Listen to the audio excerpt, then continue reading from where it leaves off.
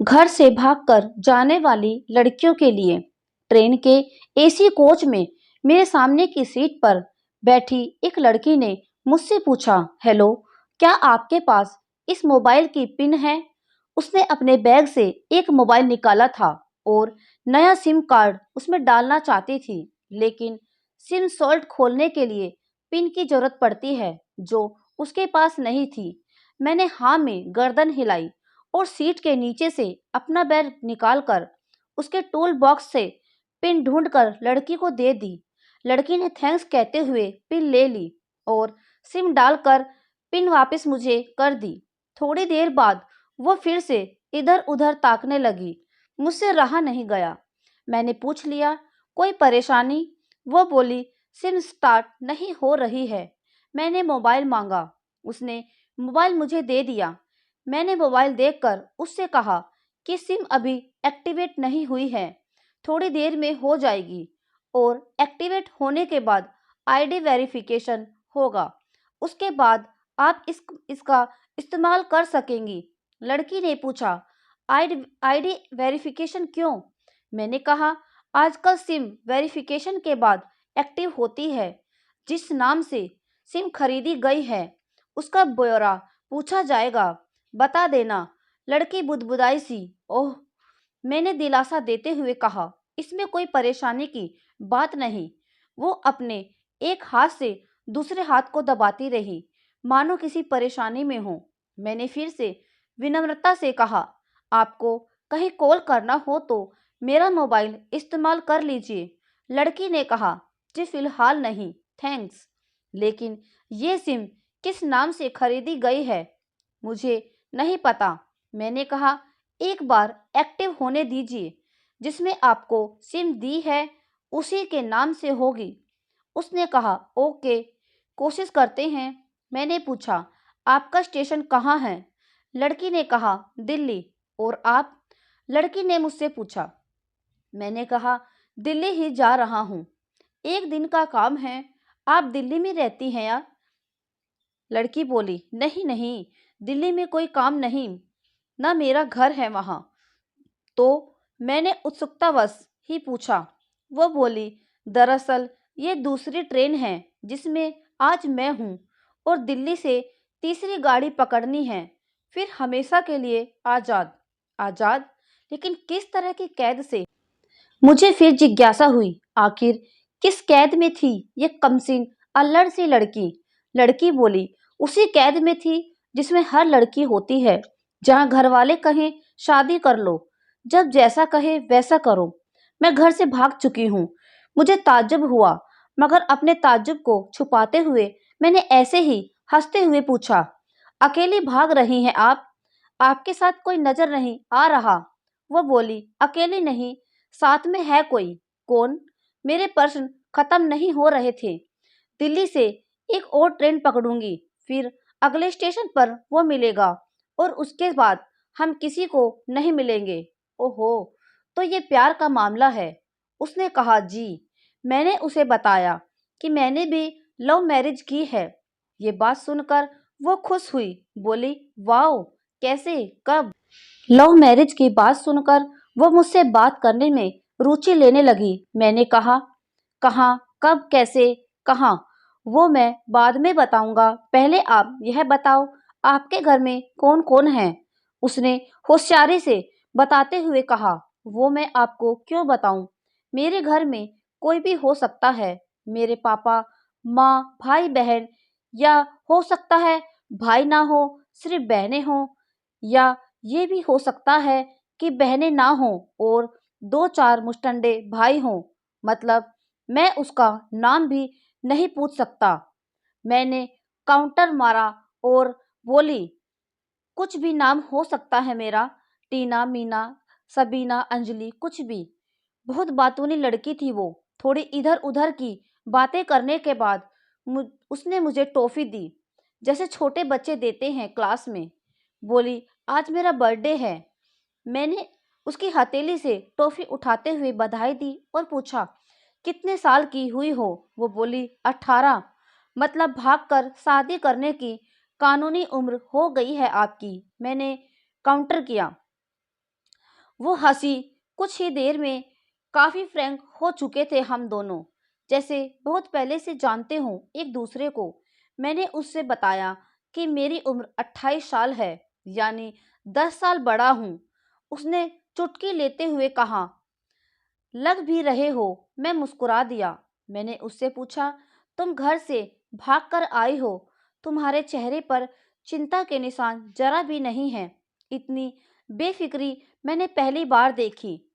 खुद की तारीफ सुनकर वो खुश हुई। बोली, मुझे उसने पहले से ही समझा दिया था कि जब घर से निकलो तो बिल्कुल बिंदास रहना, घर वालों के बारे में बिल्कुल मत सोचना, बिल्कुल अपना मूड खराब मत करना, सिर्फ मेरे और हम दोनों के बारे में सोचना। और मैं वही कर रही हूँ। मैंने फिर चुटकी ली और कहा, उसने तुम्हें मुझ जैसे अनजान मुसाफिरों से दूर रहने की सलाह नहीं दी? उसने हंसकर जवाब दिया, नहीं, शायद वो भूल गया होगा ये बताना। मैंने उसके प्रेमी की तारीफ करते हुए कहा, वैसे तुम्हारा बॉयफ्रेंड काफी टैलेंटेड है। उसने किस तरह से तुम्हारे अकेले घर से रवाना किया, नई सिम और मोबाइल दिया, 3 ट्रेन बदलवाई ताकि कोई ट्रैक ना रोक सके। Very talented person. लड़की ने भी हामी भरी। बोली, हाँ, बोली, बहुत टैलेंटेड है वो, उसके जैसा कोई नहीं। मैंने उसे बताया कि मेरी शादी को 5 साल हुए हैं, एक बेटी है 2 साल की। ये देखो उसकी तस्वीर। मेरे फोन पर बच्चे की तस्वीर देखकर उसके मुंह से निकला, सो क्यूट। मैंने उसे बताया कि ये जब पैदा हुई तब मैं कुवैत में था, एक पेट्रो कंपनी में अच्छी जॉब थी मेरी, बहुत अच्छी सैलरी थी। फिर कुछ महीनों बाद मैंने वो जॉब छोड़ दी और अपने ही कस्बे में काम करने लगा। लड़की ने पूछा, जॉब क्यों छोड़ी? मैंने कहा, बच्ची को पहली बार गोद में उठाया तो ऐसा लगा जैसे जन्नत मेरे हाथों में है। 30 दिन की छुट्टी पर घर आया था, वापिस जाना था लेकिन जा ना सका। इधर बच्ची का बचपन खर्च होता रहे, उधर मैं पूरी दुनिया कमा लूं तब भी घाटे का सौदा है। मेरी 2 टके की नौकरी, बचपन उसका लाखों का। उसने पूछा, क्या बीवी बच्चों का साथ नहीं ले जा सकते थे वहां? मैंने कहा, काफी टेक्निकल मामलों से गुजरकर एक लंबी अवधि के बाद रख सकते हैं। उस वक्त ये मुमकिन नहीं था। मुझे दोनों में से एक को चुनना था, आलीशान रहन सहन के साथ नौकरी या परिवार। मैंने परिवार को चुना। अपनी बेटी को बड़ा होते देखने के लिए मैं कुवैत वापस गया था, लेकिन अपना इस्तीफा देकर लौट आया। लड़की ने कहा, वेरी इम्प्रेसिव। मैं मुस्कुराकर खिड़की की तरफ देखने लगा। लड़की ने पूछा, अच्छा, आपने तो लव मैरिज की थी ना? फिर आप भागकर कहाँ गए? कैसे रहे और कैसे गुजरा वो वक्त? उसके हर सवाल और हर बात में मुझे महसूस हो रहा था कि ये लड़की लड़कपन के शिखर पर है, बिल्कुल नासमझ और मासूम। मैंने उसे बताया कि हमने भागकर शादी नहीं की और ये भी है कि उसके पापा ने मुझे पहली नज़र में सख्ती से रिजेक्ट कर दिया था। उन्होंने आपको रिजेक्ट क्यों किया? लड़की ने पूछा। मैंने कहा, रिजेक्ट करने की कुछ भी वजह हो सकती है। मेरी जाति, मेरा धर्म, मेरा कुल, कबीला, घर परिवार, नस्ल या नक्षत्र, इन्हीं में से कोई काट होती है जिसके इस्तेमाल से जुड़ते हुए रिश्तों की डोर को काटा जा सकता है। बिल्कुल सही। लड़की ने सहमति दर्ज कराई और आगे पूछा, फिर आपने क्या किया? मैंने कहा, मैंने कुछ नहीं किया। उसके पिता ने रिजेक्ट कर दिया। वहीं से मैंने अपने बारे में अलग से सोचना शुरू कर दिया। खुशबू से मुझे कहा कि भाग चलते हैं। मेरी वाइफ का नाम खुशबू है। मैंने 2 टुक मना कर दिया। वो दिन दिन तक जोर देती रही कि भाग चलते हैं। मैं मना करता रहा। मैंने उसे समझाया कि भागने वाले जोड़े में लड़के की इज्जत और शान पर कोई खास फर्क नहीं पड़ता, जबकि लड़की का पूरा कुल धुल जाता है। फिल्मों में नायक ही होता है जो अपनी प्रेमिका को भगा ले जाए और वास्तविक जीवन में भी प्रेमिका को भागकर शादी करने वाला नायक ही माना जाता है। लड़की भागने वाले लड़कों के दोस्तों में उस लड़के का दर्जा बुलंद हो जाता है, भागने वाला लड़का हीरो बन जाता है। लेकिन इसके विपरीत जो लड़की प्रेमी संग भाग रही है वो उल्टा कहलाती है। मोहल्ले के लड़के उसे चालू किस्म की कहते हैं। बुराइयों के तमाम शब्दकोश लड़की के लिए इस्तेमाल किए जाते हैं। भागने वाली लड़की को आगे चलकर 60 साल की वृद्ध भी हो जाएगी, तब भी जवानी में किए उस कांड का कलंक उसके माथे से नहीं मिटता। मैं मानता हूँ कि लड़का लड़की को तोलने का ये दोहरा मापदंड गलत है, लेकिन समाज में है तो सही। ये नजरिया गलत है मगर अस्तित्व में है। लोगों के अवचेतन मन में भागने वाली लड़की की भद्दी तस्वीर होती है। मैं तुम्हारी पीठ को छलनी करके सुखी नहीं रह सकता, तुम्हारे माँ बाप को दुखी करके अपनी ख्वाहिशें पूरी नहीं कर सकता। वो अपने नीचे का होठ दांतों तले पिसने लगी।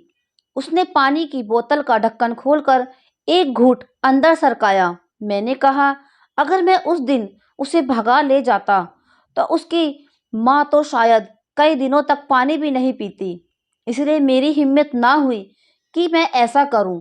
मैं जिससे प्रेम करूं उसके माँ बाप मेरे माँ बाप के समान ही हैं, चाहे शादी हो या ना हो। कुछ पल के लिए वो सोच में पड़ गई, लेकिन मेरे बारे में और अधिक जानना चाहती थी। उसने पूछा, फिर आपकी शादी कैसे हुई? मैंने बताया कि खुशबू की सगाई कहीं और कर दी गई थी। धीरे धीरे सब कुछ नॉर्मल होने लगा था। खुशबू और उसके मंगेतर की बातें भी होने लगी थी फोन पर। लेकिन जैसे जैसे शादी नजदीक आने लगी उन लोगों की डिमांड बढ़ने लगी। डिमांड मतलब? लड़की ने पूछा। डिमांड का एक ही मतलब होता है, दहेज की डिमांड। परिवार में सबको सोने से बने तोहफे दो, दूल्हे को लग्जरी कार चाहिए, सास और ननंद को नेकलेस दो, वगैरह वगैरह। बोले, हमारे यहाँ रीत है। लड़का भी इस रीत की अदायगी का पक्षधर था। वो सगाई मैंने जैसे तैसे तुड़वा डाली। फिर किसी तरह घर वालों को समझा बुझा कर मैं फ्रंट पर आ गया और हमारी शादी हो गई। ये सब किस्मत की बात थी। लड़की बोली, चलो अच्छा हुआ आप मिल गए, वरना वो गलत लोगों में फंस जाती। मैंने कहा, जरूरी नहीं कि माँ बाप का फैसला हमेशा सही हो, और ये भी जरूरी नहीं कि प्रेमी जोड़े की पसंद सही हो। दोनों में से कोई भी गलत या सही हो सकता है। मतलब की बात यहाँ है कि कौन ज्यादा समझदार और वफादार है। लड़की ने फिर से पानी का घूंट लिया और मैंने भी। लड़की ने तर्क दिया कि हमारा फैसला गलत हो जाए तो कोई बात नहीं, उन्हें शर्मिंदगी नहीं होनी चाहिए। मैंने कहा, फैसला जैसा हो, जो हो, दोनों का हो। औलाद और माता पिता दोनों की सहमति वो सबसे सही है। बुरा मत मानना, मैं कहना चाहूंगा कि तुम्हारा फैसला तुम दोनों का है, जिसमें तुम्हारे पेरेंट्स शामिल नहीं हैं। ना ही तुम्हें इश्क का सही मतलब पता है अभी। उसने पूछा, क्या है इश्क का सही अर्थ? मैंने कहा, तुम इश्क में हो, तुम अपना सब कुछ छोड़कर चली आई, ये इश्क है। तुमने अकल का दखल नहीं दिया, ये इश्क है। नफा नुकसान नहीं सोचा, ये इश्क है।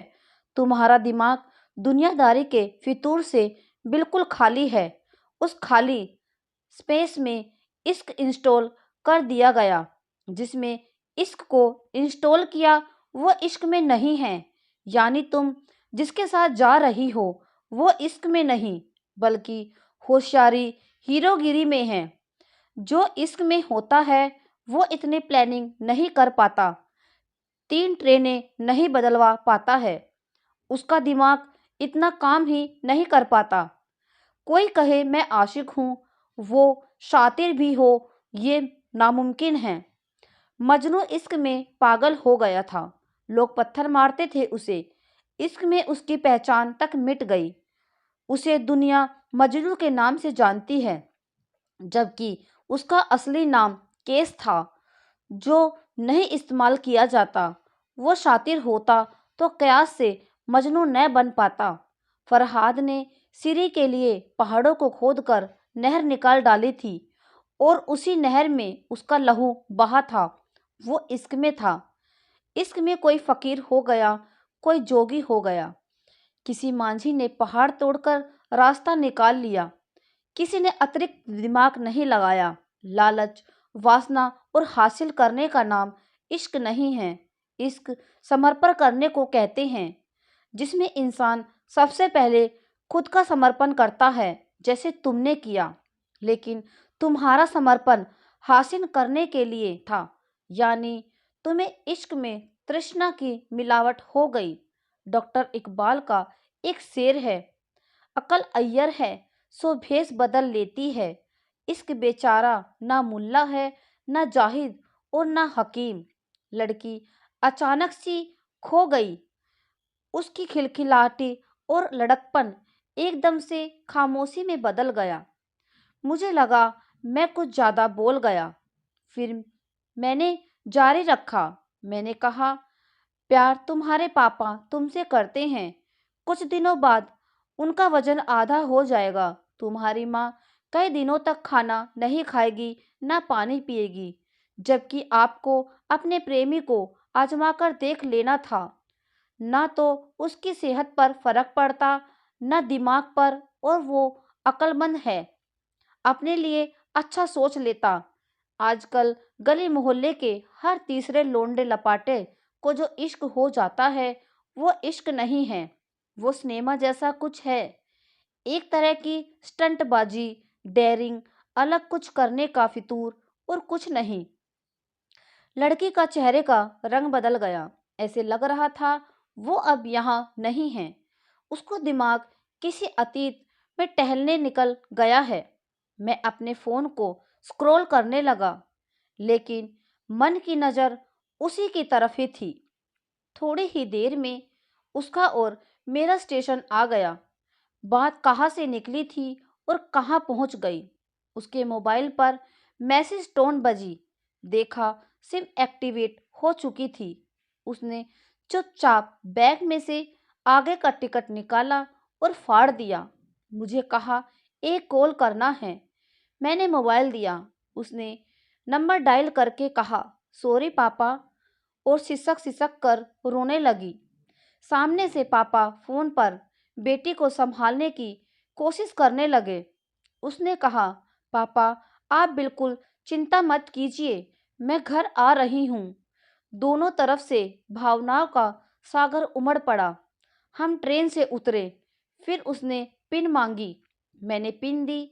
उसने मोबाइल से सिम निकाल कर तोड़ दी और पिन मुझे देकर वापस कर दी। तो दोस्तों, यह कहानी आपको कैसी लगी कमेंट में ज़रूर बताएं। वीडियो को लाइक करें, शेयर करें, हमारे चैनल को सब्सक्राइब करें। Thank you.